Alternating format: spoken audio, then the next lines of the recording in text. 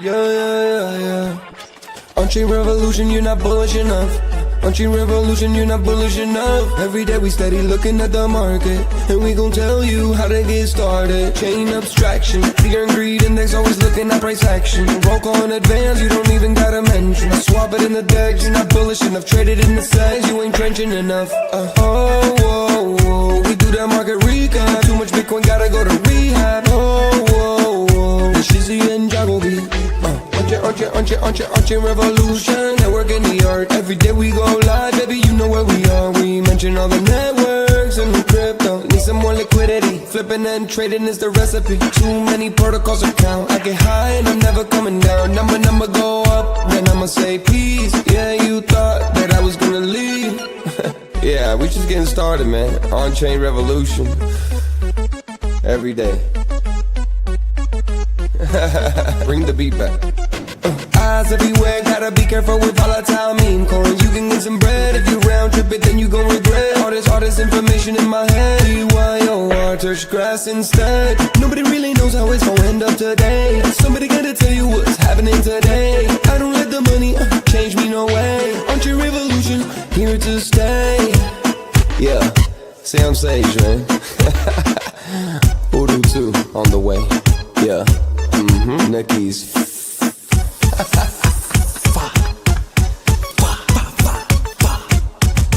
Yeah. OnChain Revolution.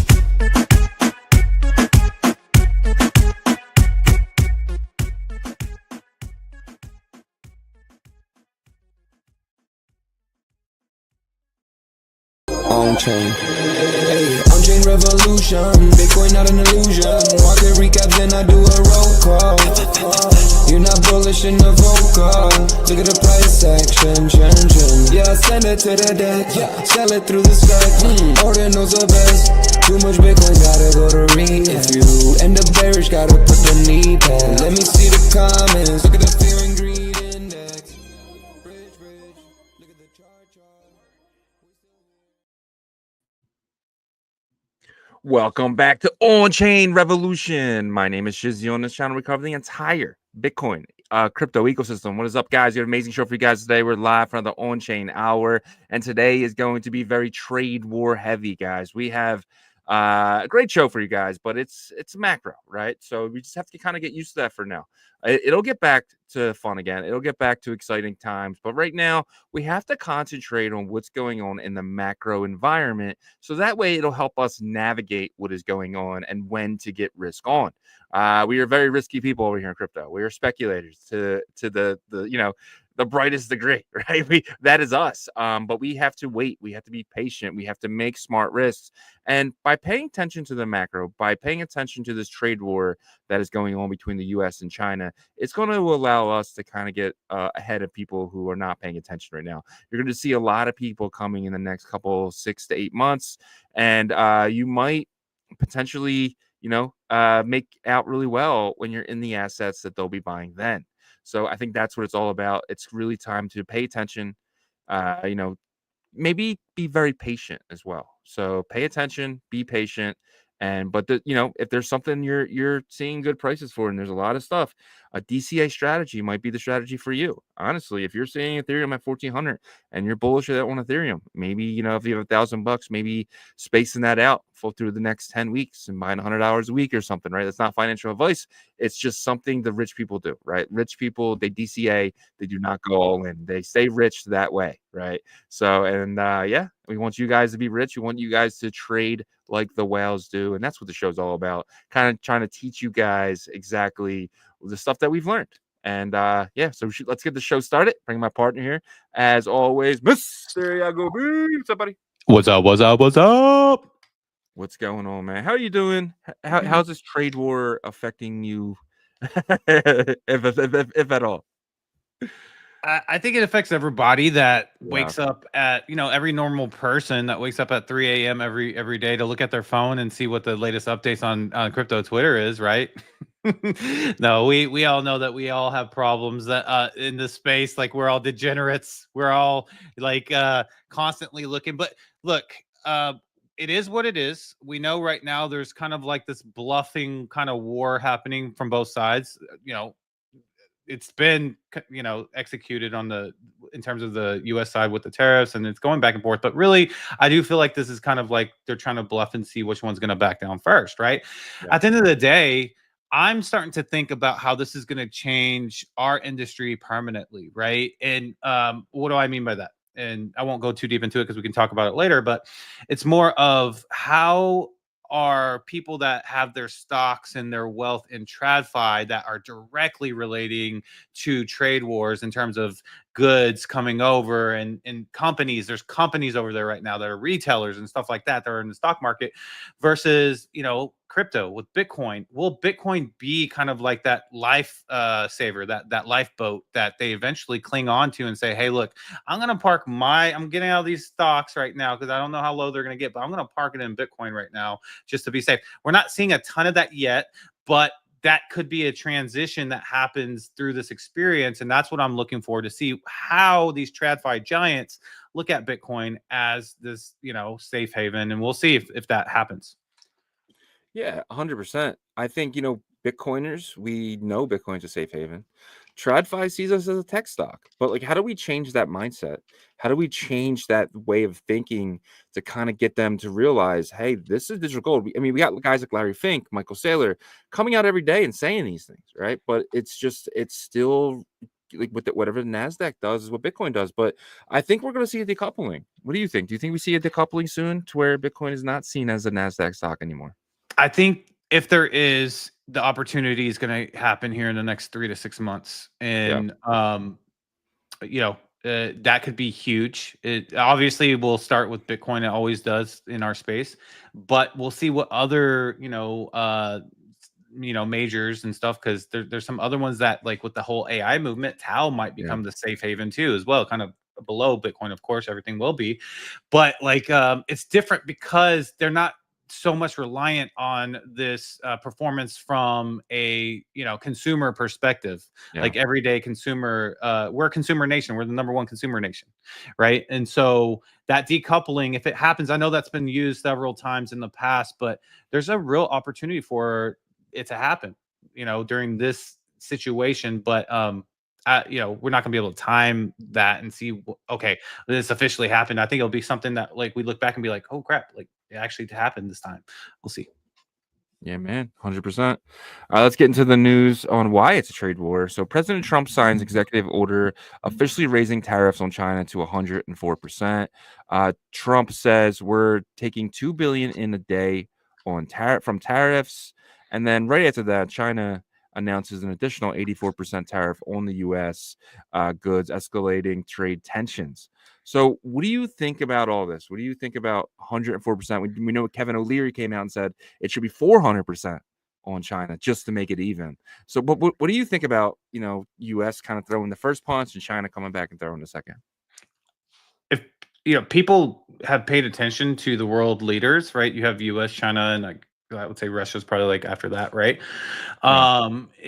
Like this should be expected. I mean, look, whenever one of the big heavyweights says, "Hey," throws a punch and says, "Look, if you keep, I'm going to throw another right hook or right cross or whatever. If you come back," and then it just, they can't necessarily say, "Okay, well, I give up." So I think this is more for theatrics, right? This is more of a show of like, okay, we're not going to back down to the world, because they can't really do that. If they do that, one side's just going to look like the weaker side. So yesterday during I forgot what the organization's called, but there was a conservative group dinner, and Trump was talking and saying, China wants to make a deal, but they don't know how to get started because of the pride factor, right? And that's his kind of businessman sales side coming in saying, look, he's been in this situation before from like a business perspective, to where like he doesn't want to back down, because if he does, then the other businessman's like, okay, I got him where I want him. So he knows that like both sides want to come to a deal, but it's on the world stage, they can't do that. So that's where I feel like this kind of tit for tat's happening. But then you had China go to the World Trade organization and file a complaint saying that the U.S. I'm sure you have that as a headline, but like, you know, saying that like this is, you know, they're bullying. So that's to me shows that they want to resolve this. Yeah, I actually didn't add that in there because I don't know if it's very weak of China to say that we're bullying them. But the next two punches were thrown. So China's central bank orders the state lenders to reduce U.S. dollar purchases as yuan faces pressure. So that was a kind of a throwback. They're done purchasing dollars. And then the Treasury Secretary Bessent comes out and says everything's on the table when asked about removing Chinese stocks from the U.S. stock exchanges. So these are another two punches. China stops buying U.S. dollar. And then potentially we're gonna. What would that be like if we just removed, you know, these? I mean, these companies are billion-dollar companies from the exchanges. The tit for tat, at least for the headlines, is definitely happening.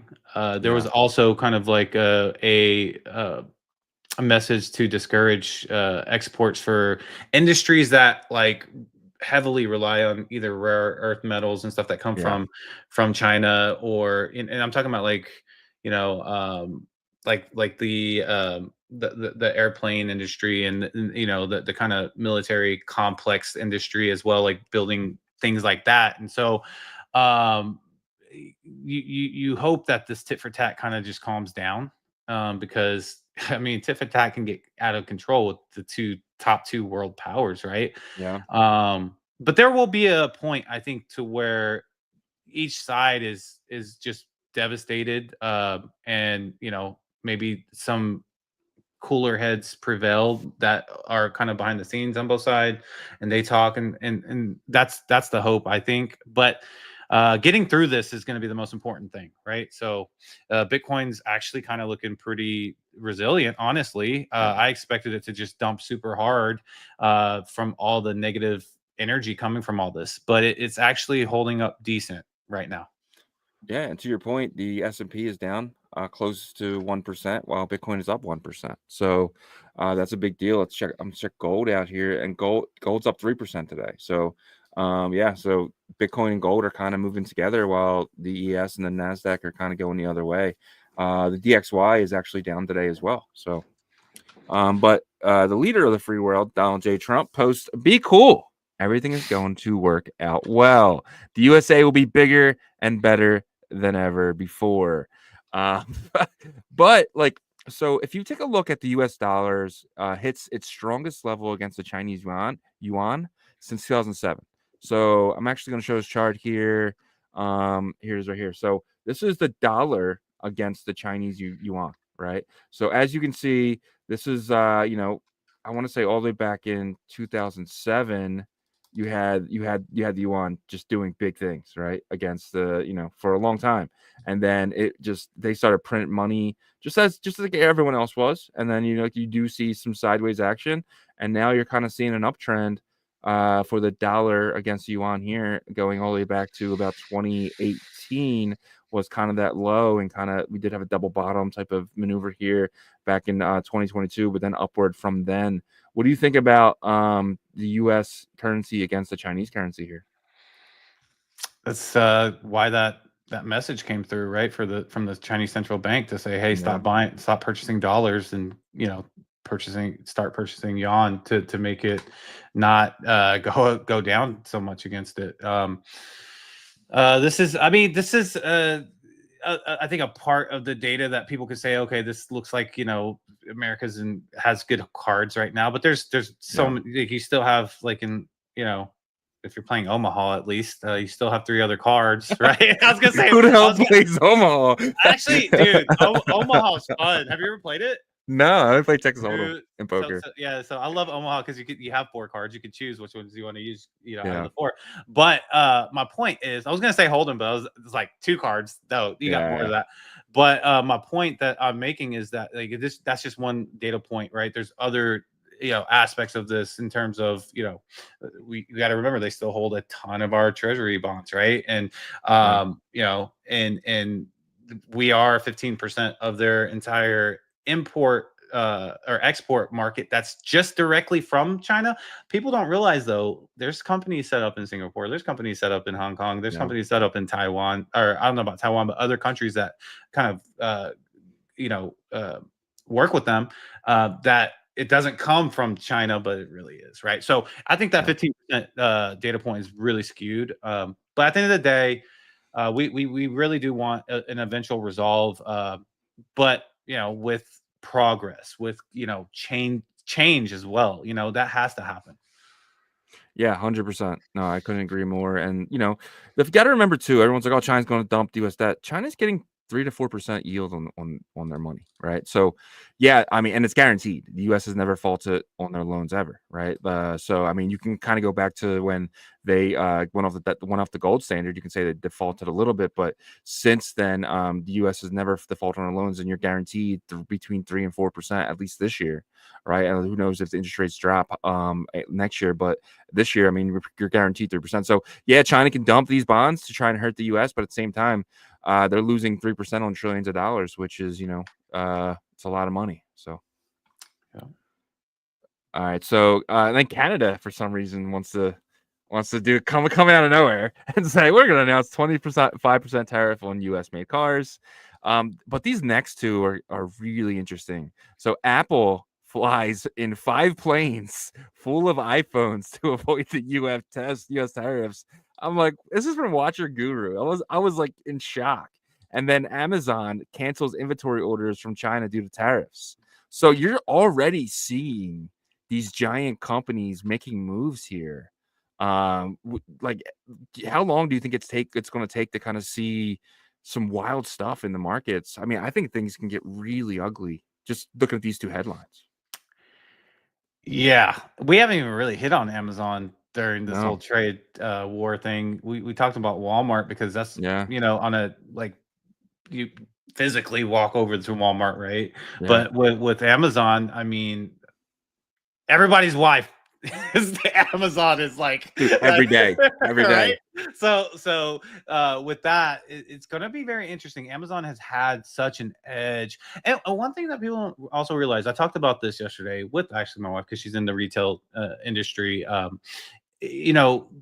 Capitalism at its peak, right? Like any extreme version of a good thing is not good, right? So if it goes too far, then you hit peak greed. And that's kind of what eventually happens with like our industries, whether you're talking about Amazon, which kind of monopolized the e-commerce side. Yeah, you have your very kind of custom, small, e-commerce businesses that, I only can get that from them because they're the only ones that actually maybe create it. But like Amazon really kind of edged everybody out and monopolized the e-commerce sector, right? Like, and it dipped into like Walmart too, because like people just order is convenient and all that stuff. But this is going to be big because how are they going to be able to be cheap now? But at the same time, they're probably like, well, how is Walmart going to still be cheap? So it's kind of like, yes, it sucks because they have to really change their pricing, but so does everybody else, right? So now it's going to be more like, where do we get our product, right? Like, where are we going to get our product from, and that kind of thing. So that's where the logistics come in. And to your point, how, when are we going to start seeing this in the stock market directly? Well, we've already seen like, volatility, heavy volatility, but pay attention to these type of commerce type companies that have huge market caps like Amazon and stuff like that, and see the next 6 months, because some of the tech stuff is going to be strong still. They'll rebound, but like the tech stuff that has to do with like consumer goods from there, those are the ones to watch, because that's going to be hard. I'm thinking July and August when these big companies come and they talk about their earnings report, because every quarter they have to talk about the earnings, and even now I think earnings season is about to start in the next week or so. You're gonna have a lot of these companies actually come in and saying, we're really worried. And then in July when the numbers come out and they actually start reporting on this stuff, I mean, the next 3 months, dude, could really be insane, to where, I mean, you might be right, and in the sense of saying, or like you were saying earlier about your own pal, they need to do something quickly and drastic. So you can't let companies like Amazon and Walmart get hit this hard without at least letting them take out cheap loans, right? So yeah, and figuring out how they're going to provide product, right? I think that they're going to have to suck it up for the first couple months, because they can't just not have product available.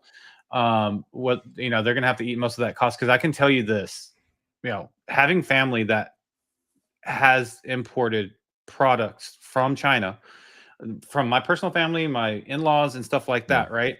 With their businesses or the businesses they work for, over the past 15 years, let's say 15 years ago, that would put us at 2010. The factories and the owners of the factories in China were way easier to negotiate pricing with. As time has gone on and they've made more and more money, it's been harder and harder because their confidence is up. They have more customers. They have more, you know what I mean? And right now, I saw a story that came out about Walmart, communicating to China saying, hey, let's split the bill on the tariff. We'll eat half of it. You guys eat half of it, and we can get through this together. And they're basically like, no, so it was an article on X. So it's not official, but that's what I read. Right. And so, and I'm not surprised though, because they don't want to eat that bill. And so Walmart's going to have to figure out how to move forward here. And I think they have no choice the first couple of months until they figure out how they're going to get new product. Yeah, 100%. So just wrapping this all up into a pretty bow here, is the shakeout over, or do you feel like it is just starting? Because I'm kind of in the boat where I want to see what this earnings season looks like and how bad it can really get with the forward looking, because the market is forward looking, right? So if Walmart comes out and says, yeah, we're in trouble, I don't know, all hell could break loose. So this is what I was talking about, to where the lifeboat stuff, right? So Bitcoin in the crypto space actually might have an opportunity here to be kind of a lifeboat for the most safest assets in crypto. I'm not talking about these, gambling mid caps and micro caps, and also tech stocks. The tech stocks that don't have to do with consumer goods, the ones that are more, like search engine, more like, AI in the future, those kind of things might be more of the same, which is kind of opposite of what we're used to, because, yes, some of those tech stocks were just giants and they were safe, but like now it's kind of like, where do we park our, our asset value?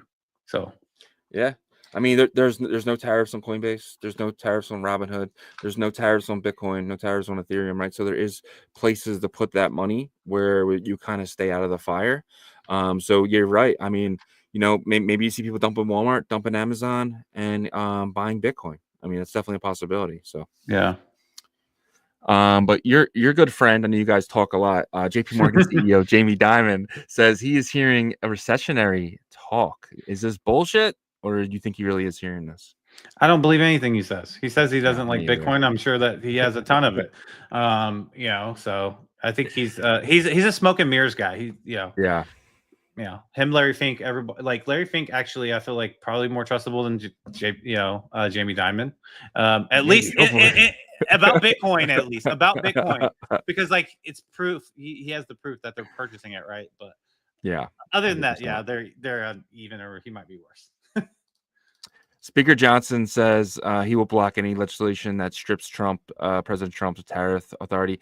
Can he do that? Let's say if the votes are tied, right? He has the closing vote. But if the votes are, let's say, is 51-48, can he still block that? Do you know?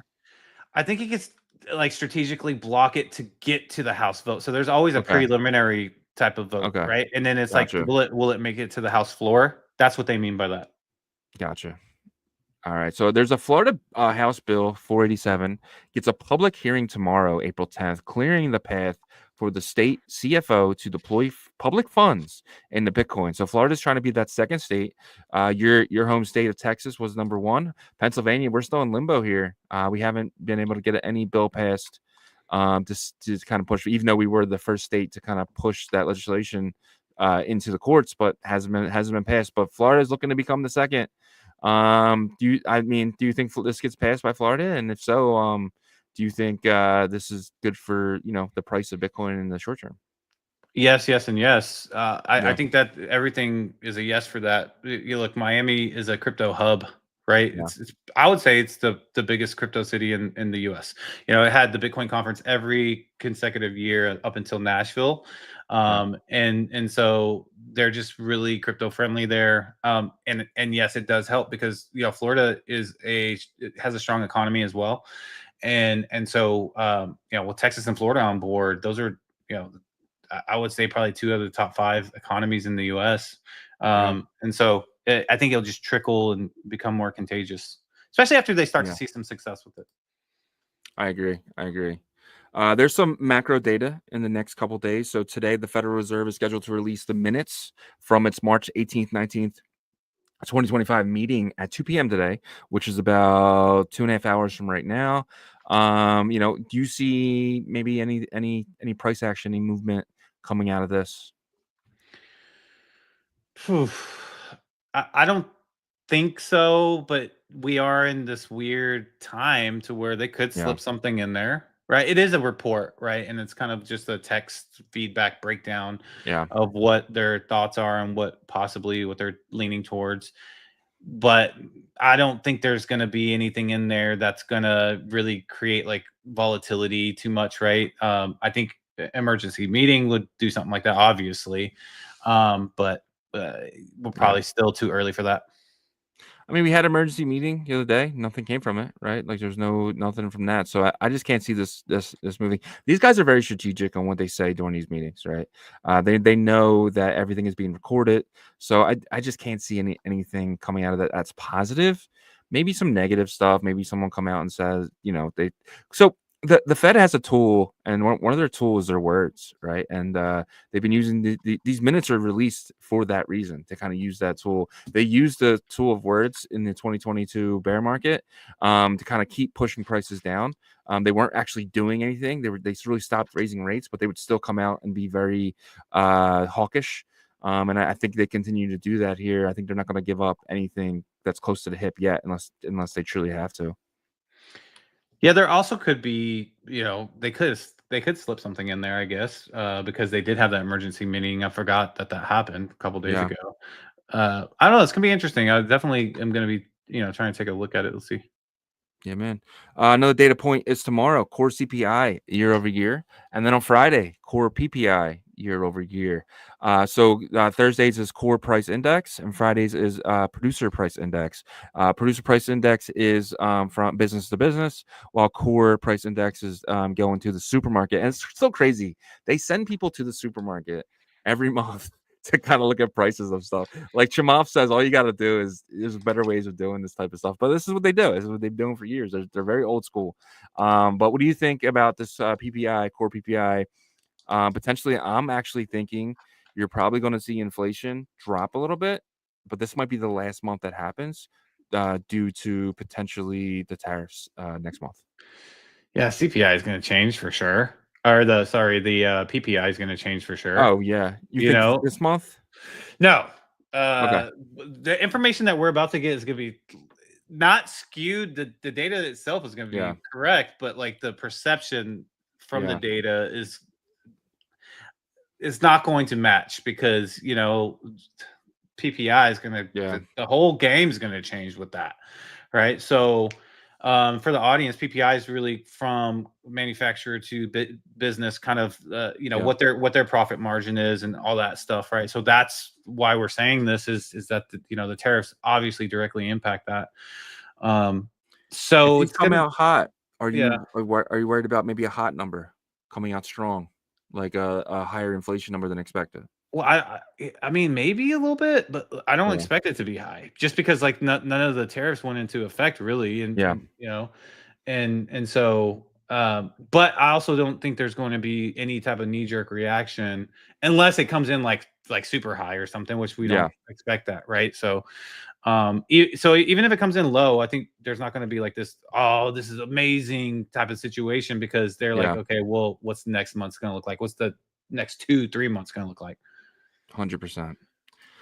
All right, I got some actually crypto news here for once. Binance to launch LDUSDT, a new margin asset for futures trading that earns real-time APR rewards. It's important to note that LDUSDT is not a stablecoin, but a crypto asset designed specifically for use as futures trading margin, while simultaneously offering reward earning potential. What do you think about this LDUSDT?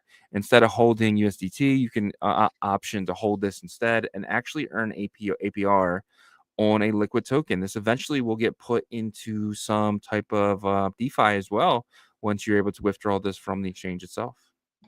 What's the benefit of the the perps platform to do this? Is it because is it like a liquid token to where if you did want to sell it, you're just going to get a certain amount of percentage points less than what the actual value is for what you put into stake for this? So I think it's 1-to-1 to the dollar, but you're earning yield and taking risk. Yeah, but any Right. liquid token, I think if you sell it early, right, then you get the value is less than what the full value is, right? That's the whole. And but Yeah. if you do stake it, so you have that opportunity, right? Like you have that opportunity to earn yield while you're kind of waiting. But if you don't want to Yeah. wait, then yeah, this Yeah, I it's another mean, option. yeah, I mean, cool new product, right? That's kind of coming into the fold here, so I think this is pretty cool. Yeah, 100%. This next one was kind of shocking to me. On April 6th, which was about 3 days ago, Bitcoin saw the largest long liquidation of this bull cycle. 7,500 Bitcoin wiped out in a single day amid Trump's tariff volatility. That was, I want to say that was either Monday or Sunday, Sunday or Monday. But what do you think about that? Do you think that is the biggest wipeout of this cycle, or do you think there's more to come? It's so hard to tell. Like we're in right now, I feel like we're in this this monsoon or like tsunami, Yeah, right? But like we've already been hit by like the first major wave of the tsunami, right? And we're like, yeah, like we're trying to grab to hold on something, and we have, and we're like, okay, how much more? So it's like, is the tsunami done? Obviously, it's not done completely right now. yeah, Are we in the middle? Are we towards the end of it? Because there, like I mentioned before, and we have, because you bring up the M2 money supply, the catalysts are still there, like for yeah, that. And actually, the other catalyst we talk about is QE. Now the bond market's kind of made that a little messy, but at the same time, it's kind of like if the Fed is coming in to save the day, that catalyst does kind of snowball into that M2 money supply. And now we're talking about other major countries that are saying we might need to inject liquidity to yeah. calm how our markets are responding to this. So that rise up in crypto most specifically could be amazing, right? But you know, how much longer do we have to? That Fed has to kick in, and then those countries need Yeah. to kick in the liquidity, and then I think that's when everything kicks off, and we're like, tsunami's done. Like, you know what I mean? We can go back to our place or whatever, and then enjoy the rise back up. But there's just so much uncertainty right now still. Yeah, no, I completely agree. I do think QE starts very quickly. I know there's countries like South Korea that they immediately went into QE as soon as the tariffs hit in. China's obviously in quantitative easing. I mean, they're trying to save their token. I mean, their token, their currency at this point. So you are seeing it, and I think it's going to get turned on everywhere. And I think I think Jerome's going to come out, after his PPI and CPI. He's going to come out and he's potentially going to pause tightening, and then next Fed meeting, they're going to go into QE. I think QE happens instantly here in the next couple months, which is the Fed coming in and buying the bonds, especially the ones that China is dumping. We see what Warren Buffett right now kind of front running the Fed here and buying the bonds before they can. So Yeah. And one last thing too is if you saw a quick interview yesterday, it was on Twitter with the South Korean president and CNN, I think, like South Korea is, for the size of its country and population, is a yeah, really strong economy. And that president was like, I'm bringing a cool head to this negotiation. yeah. These, like Japan too, they and Taiwan as well. So it's really just kind of China and then the EU and Canada just being like sticking their nose in the business and stuff. But like the other powerhouses are like, we want to let's work, let's get something done. So it's not as bad from that aspect. Yeah, I completely agree. So if this happens, it's gonna be nuts. But over 2 billion worth of Bitcoin shorts faces liquidations if Bitcoin reclaims 80K. Do you think Bitcoin can do this? Do you think nice short squeeze? Because who makes money on that, right? It's Bybit, it's Binance, it's all these Winter Mute, these the yeah, Iceman. Wintermute, the Iceman himself. What do you think? Do you think this happens? Do you think they potentially go up there, hit that 80,000, and then rip it back down and destroy the shorts again? Of course, you send the Yeah. Iceman in, the cleaner. You let him.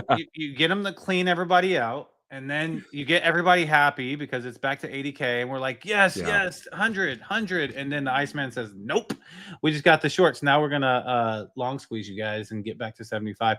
Now I don't know if that second part happens, but it might. But yes, I have no doubt that they could easily do this. We're what, $3,000, $2,900 away from that. That's nothing for them. Nope. All right, the next one just makes me sad, but we got to talk about it.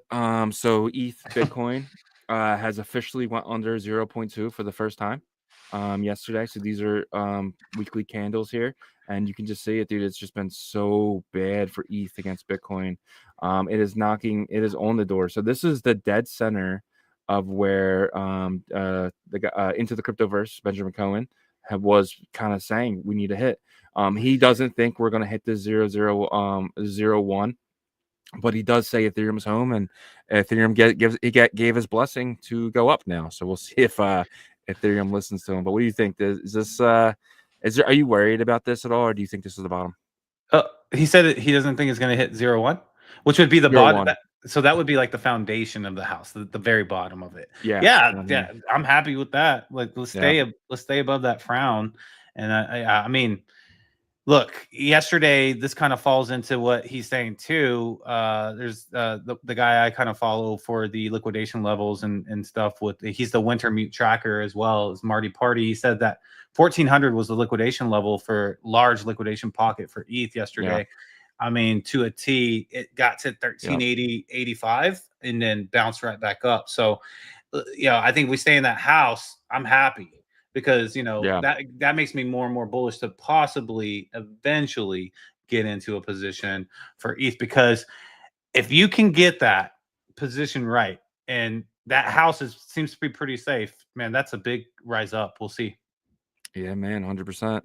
All right, so there's another thing that makes me sad. MicroStrategy has indicated in a recent SEC filing that if Bitcoin market value continues to decline, and the company is unable to secure a favorable equity or debt financing, it may be compelled to sell portions of its Bitcoin holdings at prices below their cost basis to meet financial obligations. Wow. So this is something they have to tell the SEC, though. They have to make the SEC, they question them. Hey, like, we want to make sure that, the holders of your stock are okay. We want to make sure that you have a game plan. If you do end up going against the wall here, if you get pushed up against it, but what do you think? What happens if they sell one Bitcoin off? It's not going to be pretty. It's not going to be pretty, but I also think that this is probably to calm the holder base and the board a bit and all those things. But yeah, it wouldn't be great. It would be horrible, the situation, right? I'm sure the first who do you think the first person to post about it would be? Oh, it'll probably be MicroStrategy themselves, right? They'd have to get in front of it, right? The hater side. Oh, it would definitely be, obviously Peter Schiff, right? Yeah, 100%. The gold bug himself. But yeah, for sure. Yeah. Yeah. I hope that doesn't happen. I don't think it's going to happen, and that's what I'm going to believe. So. Yeah, I believe too. Sailor actually came out today after this was reported on, and he goes HODL, HODL. He better.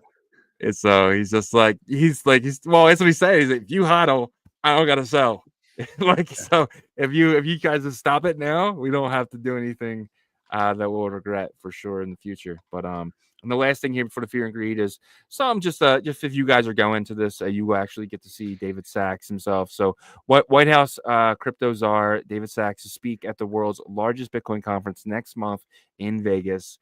David Sachs. So we had Trump last year, and this year we had Trump and Kennedy last year, and this year we get David Sachs. Downgrade or an upgrade?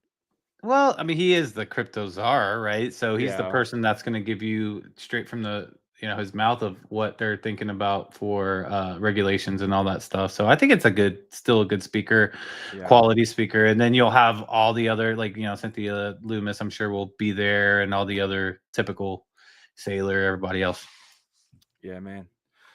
All right. Let's kind of get into the Bitcoin and crypto fear and greed here. Show my screen. So I'm using a new chart. I was using Binance for a while, but I kind of like this one a little better.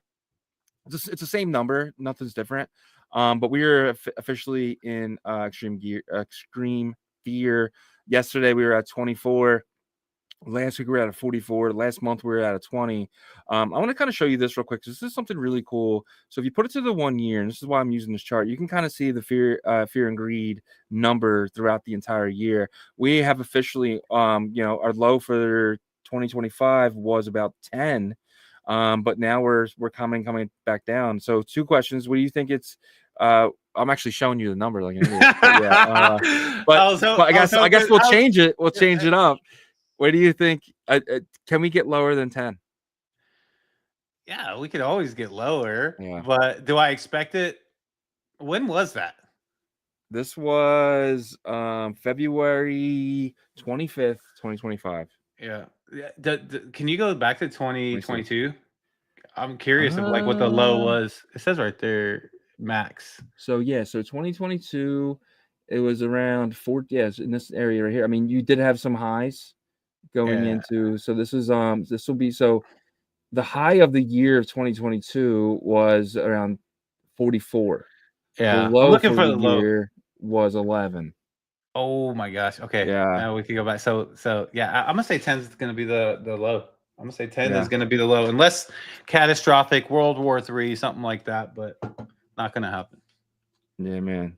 Yeah, man. So yeah, so we're about at 18 today. 18. I definitely messed up the guessing game, but all good, all good. All right, guys, it is officially time to see some Bitcoin price action. I'm curious to see your analysis today. But this is all brought to you guys by Autura. Autura.finance is the website, guys. Right now, if you go to their site, you can play on Botonics, the testnet. And by playing on Botonics, gets you kind of put in this raffle system, right? So if you're on the raffle system, you guys potentially win. Go make a trade in TAL. Go make a trade in XRP. Go make a trade in ETH. The Bitcoin one won't get you as much into that raffle as the others, but it still get you in. If you would just want to trade Bitcoin, that is fine too. But Artura's big move is coming in the next couple months, right? They're going to be getting listed, or they're going to be going to mainnet on Hemi, and Hemi is actually backed by Binance, which could be a potential listing for Hemi. So I want you guys to make sure you guys are potentially getting the airdrop for Hemi. I think it's going to be a really, really big TGE for them. It'll be automatically probably listed on Binance, and you guys can earn that by just taking some trades on Autura.finance when the time comes. The mainnet's going to be exciting, and these guys are definitely going to be a token that you're going to want to get, and potentially you're going to get that by playing on Hemi and the mainnet for Autura.finance. Check them out today, guys. Excited for that team, and Hemi, because Hemi's gonna be rolling out, and a lot of people starting to hear a lot about them. But before we get into the Bitcoin price action, guys, help us out on the YouTube side. Smash that like, subscribe to the channel. Make sure that you turn your notifications on. It's very important, and pay attention. No matter if we're in bullish times, bearish times, it's all about what is going to be happening in the future. And so make sure you're up to date. And by doing that, by watching the show, you can do that. On the X side, guys, please share this space. You guys support us so much, and we're thankful for that. But we want to onboard as many people to crypto and Bitcoin ecosystem as possible. Same thing on the abstract side as well. If you could share that stream, we would greatly appreciate that. Let's get into some Bitcoin price action. I'm going to be using the Trading View charts here. Let me remove that and add that. All right, let's take a looky. Okay, so let's go back to Monday here, right? So we had that Sunday night crash, right? Or sorry, Sunday night, started Sunday night, and then Monday morning, and then the second half of Monday bounced back right into the night, and then Tuesday crash. So it looks like we've been seesawing as of late, right? Now, since Monday, we've had a lot of stuff happen, right? The tit for tat with China and stuff like that. So will we seesaw back up? I don't know. It's looking kind of tough to accomplish that. But if, the market makers do want to liquidate all those shorts, that means we'll be getting back to this range. So that is very possible, right? Because, we're starting to notice, no matter the conditions, the market makers are going to get theirs, and centralized exchanges are going to get theirs, right? So let's talk about what we are seeing so far today. So when whenever the bell rang today, we definitely had some positive price action, which was actually a bit surprising because we sold into that. And sometimes it does do the opposite, but then we saw some. Right now, we're seeing some kind of seesawing from a shorter time frame. Right, this is the hour chart, by the way. But in terms of indicators, right, the MACD is showing that the hour chart is starting to weaken its buy pressure. Also, the stochastics, we have been in overbought for a while, technically without going back into oversold, right? So we're talking about 1 a.m. Central Time. We've been in overbought territory, but there's definitely longer periods, right? So it could kind of stay up here. One thing I am surprised about is the fact that, like, even though yesterday was a sell down and we're kind of doing a little bit of the opposite, I just felt like the news was so dismal and just not positive that I thought it was going to possibly be a continuation, but market makers are going to do what market makers do, and I think that they're looking at this opportunity to liquidate that big pocket at 80,000. So we'll see if we can get there. But the second half of today, today's like a perfect example for me to say danger in terms of leverage, right? Like, we don't know if the market makers are going to try to grab that. We don't know if they're going to let it go. We don't know. So for me, until more stability comes, I'm definitely, staying out of, BTC trade. But the indicators are showing kind of choppiness. Doesn't really know where it wants to go. Maybe these market makers are trying to keep it choppy and then eventually push it up, but it's really hard to tell, right? We just have those liquidation pockets, and the big one is for the shorts is at 80,000, right? So that's just something to look at. You can see it's starting to strengthen again here. That just happened live, so maybe they are trying to push it back up, but something to look for is choppiness, maybe back heading towards getting above the 50-day EMA, heading towards that $80,000 mark for the second half of today. Let's pull into the 4 hour, which, this is not going to give us too much information because, we are trying to see if they are trying to get to that $80,000 mark and tag it. If they do, by the way, I wouldn't be shocked if immediately it kind of crashes down a couple thousand, like they've tagged that area, or maybe they linger a little bit more, like you get to 81.5, and then they crash it back down. But I don't think, personally, I don't feel like we're in this environment to have this continual, like, bullish, like, price uptrend, like, that will last for like the following 2 weeks. I think they grab it and then, maybe hang around to trick some more longs in and then go back down. But that's just kind of based off of their activity, right? In the past 2 months, 3 months. But you can see here on the 4 hour, which gives us a forecast window of the next 2 days.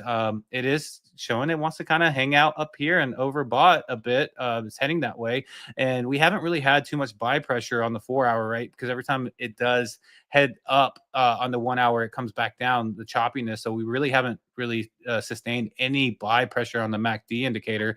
So that could start, right? Let's just say that, like, they do build up, like, slowly over the next half of today and first half of tomorrow, get that $80,000 mark. We could see some buy pressure candles forming here.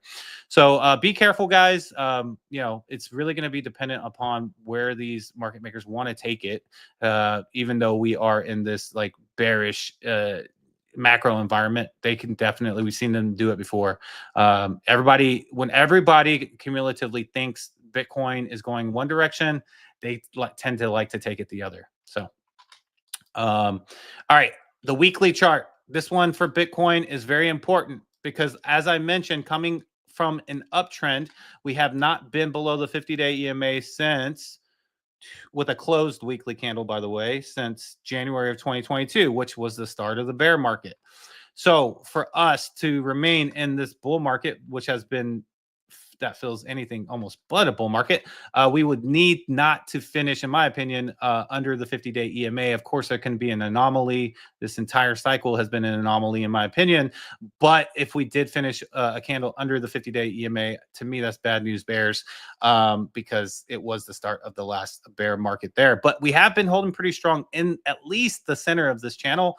We protected the top part of the 50-day EMA channel on the weekly chart for about 4 weeks, and then we broke down after the tariffs went into effect. So hanging out here, like, how much worse can it get, basically, right? So I think catastrophic event, like, bankruptcies with big American companies, stuff like that could send this below. But if it decouples, maybe, what happens, or what we said possibly could happen with Bitcoin, could really decouple Bitcoin, and people look to Bitcoin as a safe haven, and that could bring us back up and kind of continue this digital asset lifeboat type of situation. But as of right now, a little bit of danger zone. But we got to stay at least in this channel and not finish below this channel, and that's what I'm looking at for Bitcoin there. Real quick, at what point do you think, if we go below that number that you just said, below that line, would you consider saying we're in a bear market if we get, like, let's just say 10% below that line there? No, because I would need further confirmation, because like I said, this cycle has been an anomaly.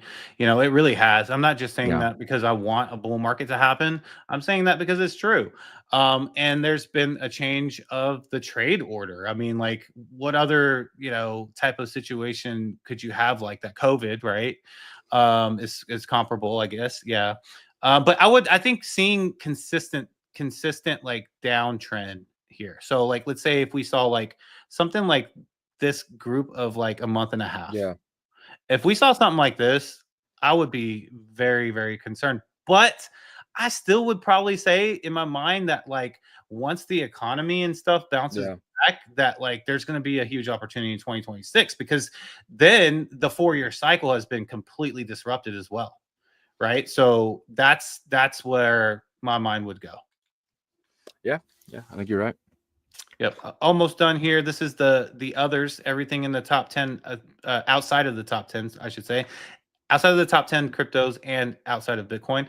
So this is kind of the what was that, 10 and through everything else. So a lot of there's some blue chips still in here and some mid caps and all the micro caps. But having a green candle here is not too bad, honestly, with everything happening. But we definitely want to head back up there, but not too much to say there. Bitcoin's going to really start this back up if it's going to head back up. And the last thing is the bubbles here. I'll just go on the weekly. Okay. Ooh. Go back. Fart. I smell something over here. Fart coin up 6.8% on the week. Oh my God, though. Everything else, man. Like Optimism 18%, Doge 16%. This is wild. Flows down to 15. Uniswap's down to 21. It's crazy. Yeah. The daily though, hype up 11.2. Maybe people are getting bullish on that. I know they're heavily used, and they put some of their earnings back into their token, is what I believe I read. So that's what I got for you guys in terms of price action. Hopefully that helps you guys. I know it doesn't look pretty, but at least we're holding on to that weekly for Bitcoin. Yep. All right, let's kind of get into that the roll call, kind of see who's first on the show. And today we got my boy Danny back. He's back in first place. His last first place win was on the 3rd, so about 6 days ago. Shout out that Danny boy. Bring up the chart. So Danny is officially in first place. He has taken the king, who was my guy, Webdro. He has 13. Danny has 14, and then Lackey Lukey has 8. So Lackey Lukey is right there. And then you got guys like Malam Yuri with 2, ASAP Benji with 6. So this is anyone's game. Still 200 days left in the year. So guys, if you are interested in playing, you just gotta make that first comment and avoid the Reaper at the. I actually locked it in with a super chat. My guy, thank you so much, buddy. Really appreciate you and everything you do for our community here. Guys, remember there's a Bitcoin frog on the line. Right, so I think that frog right now is valued at around $700. So definitely if you're interested in getting a free frog, all you got to do is beat out Danny Boy, who has 14. But Danny is going to make that easy for you. So shout out to you guys, man. And then in that number 2 spot, we got Lackey Lukey. Shout out to you, my friend. ASAP Benji's here. PJ and Z here as always. And then Webdro, he's kind of letting people kind of take it. I think he's going to win like 5 days in a row next week or something crazy. I don't know, man. He seems like he's waiting for his time to come, and we'll see if he gets it. Shout out to Mats. Mats is here. Malam Yuri's here like every single day. Glasshopper, Claudia, you back. I don't think I have said your name in a while, but thank you so much for being here. Appreciate you. Super fan, man, every single day, bro. I really appreciate that comment every single day. GM. And we got someone new here. We got King Nectulo. Shout out to you, my friend. You got the king in the building. He said 750K, and he said it's programmed. I mean, Hey, that's higher than my number at 700. So you were a tiny bit more bullish than I am. Shout out to you, my friend. Cheaty is here. He said, "What's up, guys? Every single day with that amazing blue suit. Love that PFP." Danny Boy says, "Thank you, WebDro, PG&Z. I was just messing around about zero." S is here from the Bells community, telling us every single day, and keep doing that, man. We need bells to bounce here. We definitely got to do a. I know the Bell's Halving is coming up, so we got to do a Bell's Corner coming up as well. Nocturnal, our guy, man, here. I think it's like all week now, Nocturnal. Really appreciate you, my friend. Danny Boy goes, holy shit, it's Nocturnal in the house. Nocturnal, what's up, Danny? He's back. He says, what's up, bro? He goes, come to the Nuki space. If you guys need a space to go to the Nuki space, man. Danny Boy's in there, Nocturnal's in there. Our boy is in there as well. Sam Sage is in there as well, and then Chico the Uber driver. Oh yeah, Nighthawk. Nighthawk's always in there as well. Sorry, no, I don't know. I'm having a brain fart today, man. I was going to call you by your Twitter name, which is I don't know if you want us to be calling you your legal name out there. So, super fan is here. Claudia, you again, and then Danny finishing it off is like no, and Nighthawk, no, in there as well. Shout out to all you guys, man. That's a legend, like an OG legend collection space, everything, all the people in there. So I wonder if they come here for us or come here for Sam Sage's music. I don't know. But either way, it's a win. So shout out to you guys, man. But that is your roll call for today. Today's Wednesday, April 9th. Appreciate every single one of you guys. You want to hop into Wager Wednesday before we get into the other stuff? Yeah, let's do it. All right, guys. So one of our partners here is ETH-BTC. They're going to be doing something really cool in the future. So there's going to be news with that. But these guys are building something really amazing. So what you're saying is the very bare bones of what they're going to offer. We're lucky enough to kind of see it every Wednesday morning. So every Wednesday is Wager Wednesday. In the morning, we have a meeting with them to kind of go over, any new stuff that we can actually talk about. And lately, it's been a lot of stuff we cannot talk about. But guys, this is definitely something that you guys want to get involved with. They will be doing an airdrop. They already said it. And how to potentially get that airdrop, you guys can go to the leaderboard here. And a lot of our guys are already participating. We got my man WebDro in that first spot. Shout out to WebDro, the most competitive person I have ever met besides myself. Shout out to you, my friend. PJ&Z is here. Shizzy is in that third spot. Mr. M is there, community member. Tim Baker, community member. Ethereum Dad, community member. Yasher, community member. I miss Yasher, man. Where you at, Yasher? Where you at, buddy?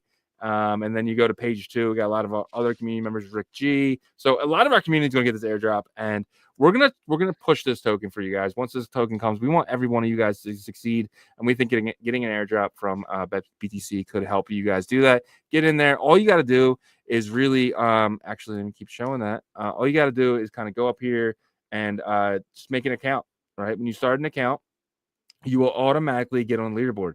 So right now, if you go to the leaderboard and then you go to the last page on the leaderboard, which I think is 40, there's 392 people. So guys, this airdrop is going to be really nice. So just getting in to the 392 or potentially 400 could be really good idea. And if you want to add, $10 in Bitcoin, you can easily deposit that. Just come back up here, go to account, go to wallet, and you guys can deposit Bitcoin just using this guy right here. You can deposit, I would make it worth it because you do have a fee of about, I want to say the fee is about $1. So I don't really know. Maybe it's like 76 cents or something like that. So yeah, my balance is updated. Sweet. So definitely want to check this out. So you guys might be saying to yourself like, oh, I made some bets and I'm not kind of seeing anything there. So they are going to be pushing those bets through. There was a lot of quarter bets that got taken up 9 days ago. They are still getting them through for you guys. They're just working on these updates and really trying to get this site to look phenomenal, and we've seen it, and it does. So you're going to see a lot of really cool things. You're going to be able to bet with friends. You guys are going to be able to do challenges with your friends. Guys, this is really interesting stuff that they're showing us every single day. And not to mention, take a look at Blitz. Blitz is really awesome. It's actually one of the features that is live. You guys can take a bet on Bitcoin right here, and I'm going to do it. So right now, the price is 77,206, or yeah. So all you have to do is basically come over here and bet if you think it's going to be higher or lower than that last price. I'm going to go up on that because I am just that guy. And I'm going to put, I don't know how much money I have in here. I'm still waiting for my payout as well. But I'm going to put $2 on that. I'm that poor. I don't even have $2 on here. And then I'm going to put $1. I went all in. I went all in on that Gizmo bet. And that should be paying out really soon. Do I have 50 cents? Do I have 50 cents? That's 5 cents. There you go. 50 there. Maybe I got to do Bitcoin. That's right. So let's go with 1,000. All right. So if you can definitely bet in Bitcoin and it works great, you should see a confirmation here at the bottom, just like so. And I'm in on that bet. If you want to take the others out of that bet, feel free to come in and do so and say down, but I will always go up. So in 6 minutes, it'll lock in my price here. And then that will lock in everything. So I'm going to win because I'm going to always win because Bitcoin always goes up, except when it doesn't. But yeah, man, is there anything else on bet BTC and wager? Well, I would just say this. Look, it's not going to be like this fork of poly market, so don't expect that. Yeah. And the people that have used it already seen that. But like with the features that are coming, I mean, like I would say expect the most decentralized version of something like similar to poly market, but like very customized, guys. Like the fact that you can make private groups to be able to kind of challenge each other and stuff like that. That's the future of this platform, and they're catching a lot of attention, guys, from ecosystems and stuff. And so I'll leave it there. I won't spoil anything else. But just at least sign up for an account so you get part of the TGE, because anybody that has any points are gonna be able to benefit from that, is my understanding. And so just get excited, man. Like, and that's the great thing. I brought up the other day, building during these type of times are the hardest. But if you're able to manage your runway and you're still able to build and you're still able to deliver, those are the projects, man, because they like there's a lot of cash grab projects that just like a month ago, 2 months ago, they're no longer building. Right. But, we vet our partners, and maybe that happens. Maybe we miss something, but like for our partners, we haven't yet. And we're not perfect. Right. But we'll say this, that like we're proud of our partners. I'll say that. And what they're going to deliver is going to be huge. Yeah. 100%. And we do know there's some big announcements coming from them as well. Some partnerships, maybe some changes going on. It's going to be really glorious to see. And this is definitely going to be a token, guys. And if you're into farming and you have a lot of Bitcoin wallets like I do, it might be a good idea to hook them all up and get on the leaderboard with every one of your wallets. I didn't say that, but do it. Just do it. You said that. You said that. I did say, but seriously, farm this, guys. These guys ain't stupid. They know how the game works, and it's not that big of a deal. Just go to a bet BTC. I want you guys to make out. I want, especially the people who are watching on April 9th. I want you guys to really, really make out. And I do think this airdrop is going to be very significant. I know it's probably going to be listed on exchanges and some partnerships, and some stuff's going to be coming from that as well. So get over here, get on this leaderboard, guys. Do it with multiple wallets. I know you guys got X verses and Unisets and everything else. Get on every wallet. At least get in here in this top. Get that 50. And then, if you want to add $10 each wallet too, that's fine. You can probably potentially, I think just adding $10 gets you into the top 100, honestly. So definitely take advantage of this, guys. And don't be stupid. Don't sleep on it. When the airdrop happens, I want everyone in the chat to be like, hell yeah, we got that airdrop. Thank you, guys. Because it's going to be worth it. It's going to be worth just at least, connecting your wallet. I mean, come on. Yeah. Free money, guys. Free money. Yeah. But Timer Tuber is here. Shout out to you, my friend. They said this is a really random question, but can you guys look at the charts on MCG Metal Core? I've never heard of this. Do you want to do this? We haven't had any. I'm guessing it's a Solana token. You're probably going to need Deck Screener. Yeah. I don't know. Let me see. I can pull this bad boy up. Are you trying to pump a dump here, Timer Tuber? I don't know. Possibly, right? Possibly. Should we let them? I mean, next time. I'm gonna look it up though. MCG on Deck Screener. Metal Core. No, dude, it's up 5% on the day. Dude, the market cap is $43,000, man. Oh my God, is it really? I'm seeing 79,000. not much different. That's true. That's true. All right, we did our best, timer tuber. If you have something that's over 1 million, maybe we'll take a deeper dive into it. But $79,000 coin. Yeah, I don't know. Sorry about that. But let's kind of get back into the banners here. So Solana developers launches ZK powered confidential balances on mainnet, enabling institutional grade privacy while preserving sub-second finality. Yeah, what do you think about this? This seems to be very Institutional Bitcoin like. Yeah. But remember, we were talking about this yesterday. Was Yeah. it yesterday or the day before? We were saying, the institutions like control, Yeah. right? And Solana gives control in terms of, okay, look, guys, we can fix a problem if it comes through, that kind of thing. XRPL has like a copy of their ledger. Yeah. ETH doesn't have that, but banks can create their own, layer twos, and maybe they can do something. But like to me, this is more of trying to get large business, to get large amounts of liquidity on chain and be looked at as an institutional chain, as well as the largest shitcoin casino in the world. So I don't know. I mean, you could send USDC. You can send USDT very quickly on Solana, right?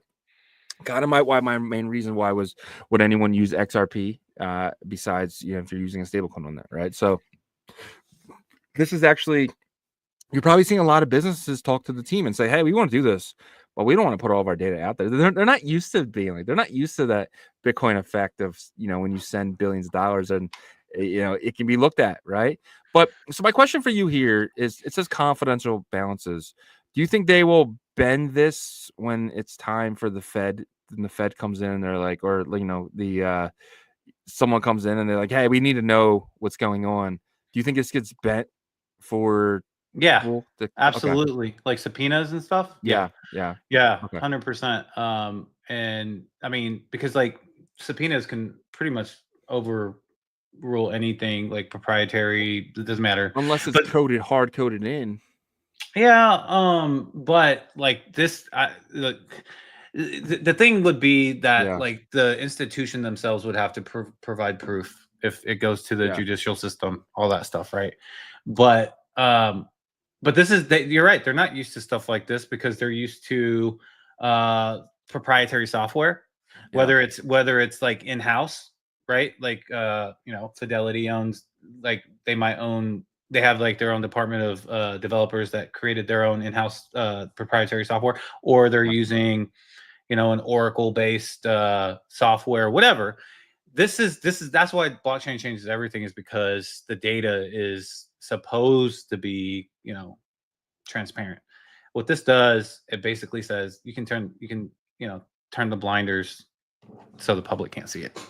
But it's inevitable. Do you think there's going to be a way for guys like Zach, XBT, and stuff to kind of get around this wall? No, not if they have it for that specific reason. Gotcha. All right. So MELANIA, Memecoin team moved 30 million worth of the token out of the project's community funds and has begun selling them according to bubble maps. Dude, the Trump MELANIA coins were like the worst things to happen. I mean, we should if you would have sold a day before Trump did the Trump coin and MELANIA coin, you're probably sitting on a lot of cash right now and very happy you did so. But yeah, this is just, I hate this, dude. I seriously hate this, and I don't know, it sucks. Yeah, and because at that point it was not tariffs, it was like this like just influx of liquidity leaving like legitimate projects and stuff going into these meme coin. I don't even call them meme coins. It does a disservice. Coins, like when I have to say it does a disservice to meme coins, that's a problem. Yeah. Right. Yeah. Like, because but yeah, so I'm not shocked with this. I think that if the Trump token was doing this more, like attention would go towards it, but it was like the secondary. And the rumor is the people that kind of were on the inside that didn't do well on the Trump token or missed it or didn't have the opportunity. That's why they even launched this. To me, is like so much greed was involved with this. I'm just happy if we can just move on forward from this. Yeah, me too, 100%. Let's jump over to the Bitcoin ecosystem. So Fluid Tokens, obviously one of our partners, but nothing to do with this. They're actually doing something really cool stuff. They are going to Draper University. So this is next week. They will be attending Draper University. Guys, this is a big deal for a lot of different reasons. Fluid, they're building bridges from Cardano to Bitcoin. We do know they're talking to some pretty big bridges already in the ecosystem about potentially utilizing them as well to do some pretty crazy stuff. I'm not gonna lie to you, I'm blown away by some of the conversations I'm seeing here. I'm lucky enough to see them, but like what Fluid is doing, Fluid is not only are they going to be a Bitcoin rune, they're also a Cardano token. They have the FLDT token, and they're going into Draper Labs or Draper University to kind of in my opinion, I love your opinion on this. Are they going to Draper University to expand their growth or to kind of show these Draper guys, hey, this is what we are, this is who we are? I actually think it's the latter. I think they're going there for to kind of prove themselves, like, hey, this is us. I think it's a little bit of both. I think we're also starting to see this new incubation type of approach from big names in the Bitcoin ecosystem, but it's kind of like it's too early to say this, but like we kind of maybe starting to see the early days of like a Silicon Valley kind of startups and how the system's going to work, because like you got Coinbase Ventures, you got Draper Labs or Draper University, you got big names that are betting on the Bitcoin ecosystem right now, right? Like, and I'm sure they're something like Coinbase Ventures also placing bets everywhere, like in Tau and Ethereum probably, but not as much. They've already done that, right, with Ethereum. But like my point is that somebody like Fluid that we know has the talent, because they've been able to kind of manipulate these not manipulate, but like use these opcodes that already exist on Bitcoin Layer 1 to be able to do really cool things. And someone might say, well, that's just a time lock for Bitcoin Layer 1. Well, the way that they've done it, it's staking. I mean, let's be honest, it really is. It might not be as sophisticated as something with a smart contract, but it works, and it works well. And so I think that this is going to showcase them, but I think it's both. I think they can get some backing, and I think which will help them grow, and it also will showcase their skill set. Yeah, and then we both know they're looking for investment, right? So they want to do OTC deal with their token. That's how you would do it, right? So they hold a good portion of their token, and they would love to give that to an investor, someone with really strong hands, and potentially could take in some money to kind of keep building. And could you imagine if Raul and them like got their hands on like $10 million of like what they could actually build? It would be insanity. And the fact that they're building on Bitcoin, they're building on Cardano, they're even going to this next thing here. Dog is now officially on Cardano. Dog, the Bitcoin rune, has successfully been bridged from Solana to Cardano. So we do know Rune's Mine bridged it from Bitcoin to Solana, and they actually just took it from Solana over to Cardano. Like, I mean, these guys are just they're helping the Bitcoin Layer 1 assets so much in so many different ways. Yeah, it's true. They are a part of like the innovation renaissance period that we're going through over here.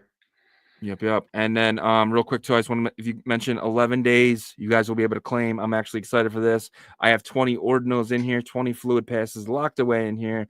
I'm going to get between probably like I think it's like 700 fluid tokens for each one. So I'm sitting on a really nice airdrop, and I'm going to get all my passes back, and hopefully they do another one, and I'll restake my passes to earn more FLDT. So the FLDT will be the first FLDT that is going to be on Bitcoin. It'll be a rune. And we do know they're going to add liquidity to a DEX.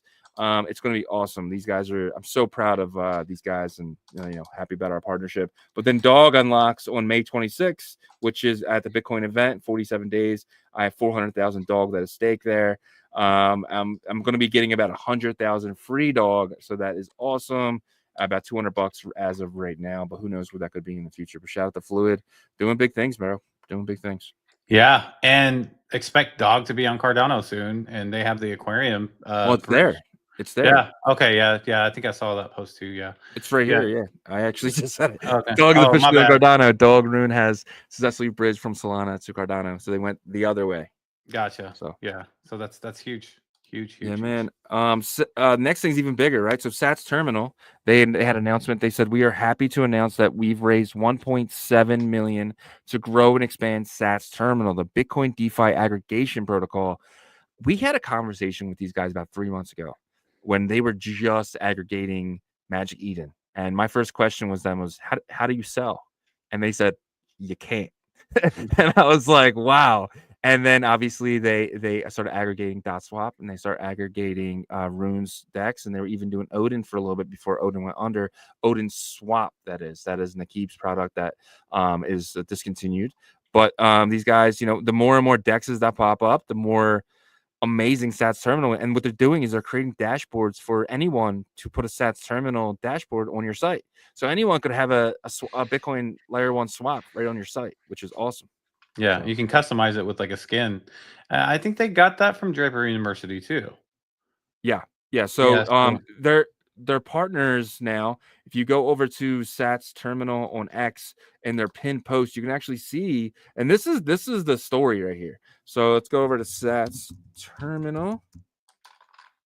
And so they are backed now, and this is I'm so proud of these guys, man. They came so far, but they have Coinbase Ventures, guys, right? And then look, they have Draper, right? 2 different Draper companies, Draper Dragon and Draper VC. So Tim Draper has like 4 or 5 different VCs underneath them, and they all have different things. They're all like in competition with each other. But then UTXO Management, who we know is one of the biggest, I don't know why I'm not following these guys, one of the biggest players, VCs in the space, and then Sats Ventures as well. Sats Ventures is early stage Bitcoin ecosystem fund founder Kevin Williams.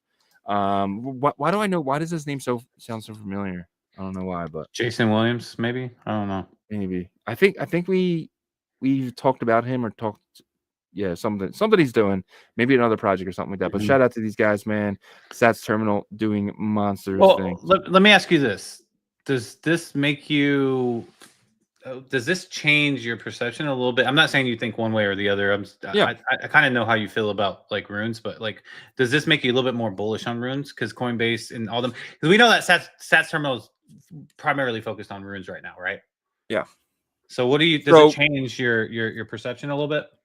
I don't know if it changes my perception, but it definitely shows me that the big dogs are taking a look here, right? Whether this is just I mean, you got to think, and they raised 1.7 million. It was led by Coinbase Ventures, right? So I'm thinking maybe half of it was, and for $1 million for someone like Coinbase, that's pennies on a dollar, right? So, but they're dipping their toe a little bit, right? They're starting to invest in Bitcoin companies. We do know I think it's SatsFlow was another one, right? That they invested in. They invested in Core. We do know that Core is a Bitcoin L2 that is actually listed on Coinbase. The only, besides Stacks, of course, the only one that's actually like newer is actually listed on Coinbase. So that's pretty wild as well. So potentially, dude, I mean, Sats Terminal could get listed on Coinbase if they do big things here, could be a rune. So I don't know, man. I do like this, but so it does make me think that potentially they're going to list Dog. So this move right here does make me think that Coinbase will be listing Dog within this year. Interesting. That would be a huge win. But we shall see how it plays out. Yeah, man. So pretty big news all around, but that's everything that I have. We exhausted all of our subjects here. I appreciate. Oh no, wait.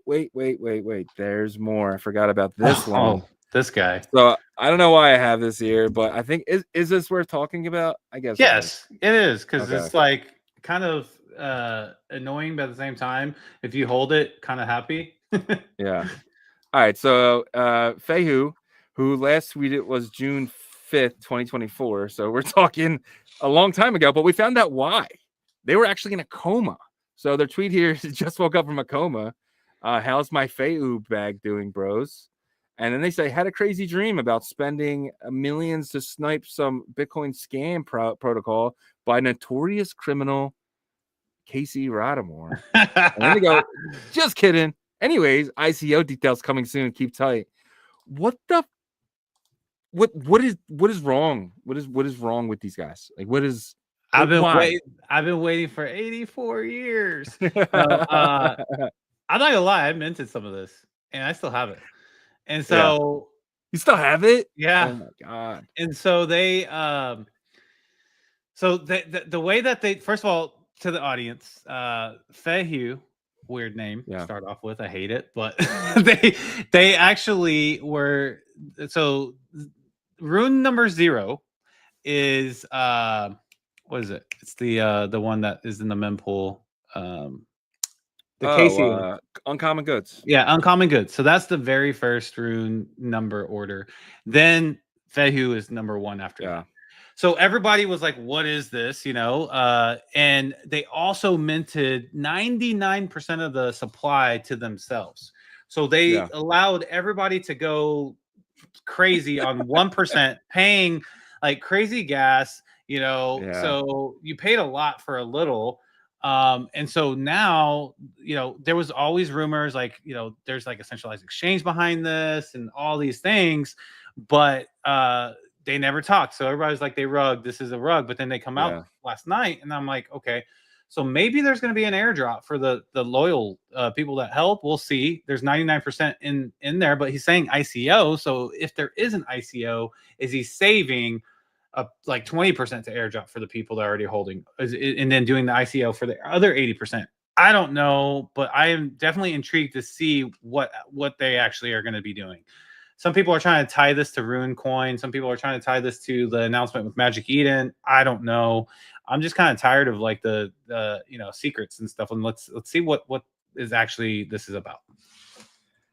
Is there anything here? Maybe not. Maybe not. If there is an ICO, like, because I think this is just bullshit. This is just to kind of like fuck with everyone. Because I mean, look at the previous one. Had a crazy dream about spending millions to snipe a Bitcoin scam protocol by notorious criminal Casey Rodamore, and then coming out and saying, anyways, ICO details. Are they just trying to get their money back at this point? They're just like, hey, what is ICO this coin? There's no chance in hell I would participate in this. Would you? Yeah. I mean, if they come out and reveal that they're some huge entity, then people will. But that's a small percentage chance. We don't look at that entity like scumbags. Well, I mean, it is what it is. But I am intrigued. Obviously, I hold a little bit of this because I spent a lot at the time. But like you know, you were paying a lot for a little, like I said. But I am curious. You know, can I like make something off of this? We're gonna see. It's up since that announcement, though. Has it? Yeah, sure it is. All right, guys, 250 you guys in here on X and YouTube, not to mention all the people on Twitch, Abstract, and Rumble. Really appreciate every single one of you guys, man.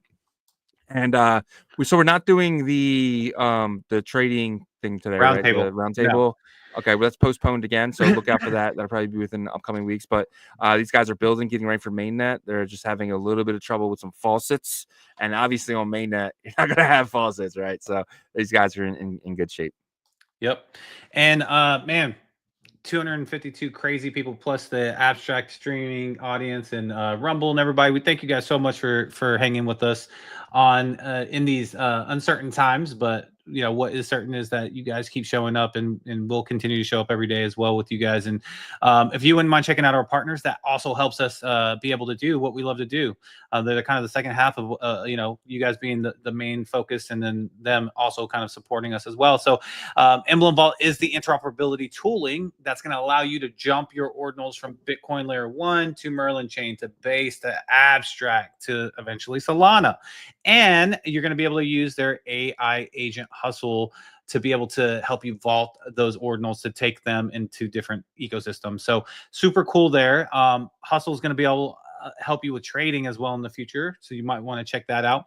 But don't forget about their Rune, because they have a Rune TGE coming up in September. You can actually participate in a pre-sale experience with that right now on OpenSea. If you search Emblem Vault Founder Keys, you can actually purchase their ERC 721.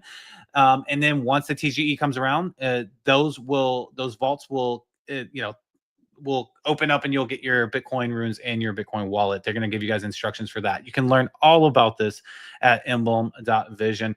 And BetBTC, we talked about them earlier. These guys are definitely building amazing, innovative future predictions and betting platform. All you need is a Bitcoin wallet, some Bitcoin, and 6 Bitcoin blocks for now. That might actually shorten, but you'll be able to place bets in their blitz markets, which they're 10-minute markets, so very, very fun. But be responsible with that.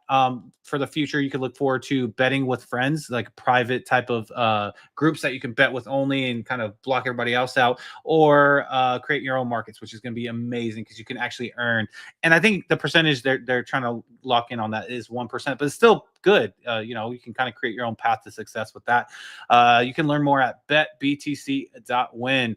And Autura Finance going to be launching on Hemi mainnet very soon, which is backed by Binance Labs. So really big backing there. You're going to be able to trade synthetic versions of Bitcoin fungibles like Sats, Ordi, Doggo to the Moon, $1 Billion Cat, and the fungibles outside of the Bitcoin ecosystem like XRP, Tau, tokens like that. And also passive ways for you guys to earn as well. You can, add to their liquidity vaults and earn passive income that way. Super exciting stuff for this team. They are really looking to build this super DeFi app for the Bitcoin ecosystem. You can learn more at Autura.finance. Fluid tokens. Another project that we just talked about. They were the first to offer staking vaults to retail users on Bitcoin Layer 1. So if you are a founder of an ordinal collection, or you etched a rune with an established community and you would like a staking vault created for your community, head over to their Discord. You can ask questions there. They have people ready to answer questions all day. They'll get you set up and get you on the road to success for that. Don't forget that they have their Aquarium bridge as well, that you can actually bridge Doggo to the Moon to Cardano. So super exciting stuff. And these guys are going to be releasing platforms everywhere. They're just really putting their footprint, in different places, but really doing a ton of stuff in the Bitcoin ecosystem. So make sure you are following them. You can learn more at fluidtokens.com. And Merlin Chain, your #1 scaling solution for native L1 assets and protocols. If you are a builder for Bitcoin Layer 1, you want your protocol to be a bit more quick and seamless, you can build on Merlin Chain. They have great builder support there. If you're a retail user, you can actually swap for Doggo to the Moon at merlinswap.org. They have really strong liquidity pools there. And you can participate in securing the chain with their proof of stake security by staking your Merlin tokens to earn 15% APR with their proof of stake system there. And they're going to be adding Bitcoin as well to that. You can learn all about Merlin Chain at merlinchain.io. And lastly, don't forget about our integrated partners in Foxy AI, building the metaverse on Bitcoin called the Bitverse, and their first-person shooter game called Cypher Striker, which we will be live streaming very soon. We'll give you guys an update on that. Anybody can play. All you need is a supported Bitcoin wallet, or I think Phantom and MetaMask as well. And Ordinal Hive is your aggregator ordinal marketplace to find the cheapest ordinals on Bitcoin Layer 1 and Layer 2.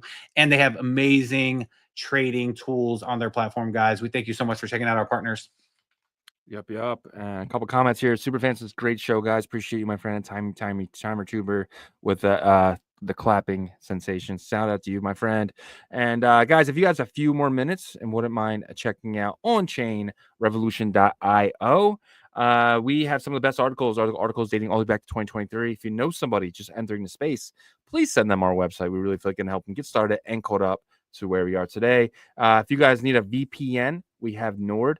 NordVPN is my favorite VPN. I used to use a lot of VPNs, and for some reason I always came back to Nord. And that reason is it's $3 a month. That's one if you use our link here. It's $10 if you don't. So definitely use our link.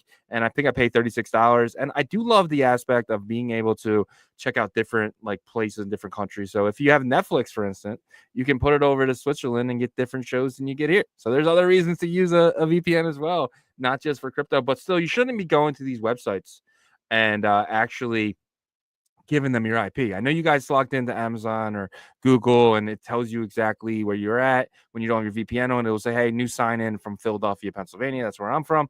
And it's like, oh crap, like I don't have my VPN on. And that I don't like that, because when I go to sites like, you know, something.io, it's like, crap, now they have my, you know, my potential address, right? So I don't want that. You don't want that. Don't do it. Don't be going around having your IP hanging out, guys. And if you guys are going to Bitcoin at 2025 Las Vegas, it's going to be fun. It's going to be exciting, but do not wait till May to get your tickets. If you don't get them in April and you buy them, I can't help you. I give up. Like, I've been yelling at you guys since like June of last year, or I think it might have been August of last year, to get your tickets then. I mean, you could have got these tickets for pennies on the dollar. Now you're paying way too high.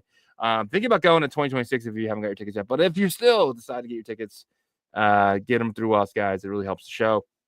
If you guys need something from the merch store for that event or any event, we have the best merch store. Go to hit our store tab here. We're going to be doing some upgrades to it as well, so definitely check that out in the future. We're going to be adding a whole bunch of really cool stuff, some runes and some really cool stuff, maybe some stuff outside the ecosystem as well. So if you want potentially an ETH hoodie or something like that, we're going to make that for you guys too. And if there is something you guys want us to add, don't worry, we can add it for you. Even if it's your PFP. We can add that for you guys, man. If you're interested, on hats, jackets, hoodies, whatever you guys want, just let us know. We can add that for you. But we appreciate you guys. We are live, guys, Monday through Friday, 11 a.m. Eastern, 10 a.m. Central, 8 a.m. Pacific, and 3 p.m. UTC. Check us out all week, guys. Until tomorrow. Peace.